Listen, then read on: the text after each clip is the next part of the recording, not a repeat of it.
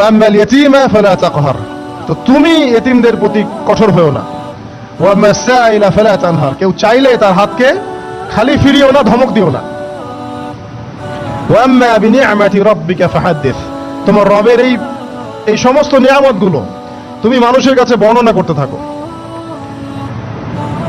এর পরের সূরার দিকে খেয়াল দেখবেন, সূরা আলাম নাশরাহ লাকা সাদরাক, মনে হয় দুটো একটা আরেকটার সাথে পেয়ার। আলাম নাশরাহ লাকা সাদরাক, আমি কি তোমার হৃদয়কে প্রশস্ত করে দেই নাই? ওয়া ওয়াদা'না আনকা উযরাক, তোমার বোঝাগুলো হালকা করিনি? কাকে বলছেন এগুলো আল্লাহ পাক? রাসূলুল্লাহ সাল্লাল্লাহু আলাইহি ওয়াসাল্লাম। যে মানুষটা জান্নাতে যাবে নিশ্চিত, এবং যিনি জান্নাতের দরজা না খুললে জান্নাতের দরজা কারোর জন্য খোলা হবে না।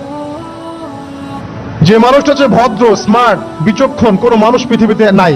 সকল ধর্মের মানুষ মানে এটা। কিছু আছে শয়তান,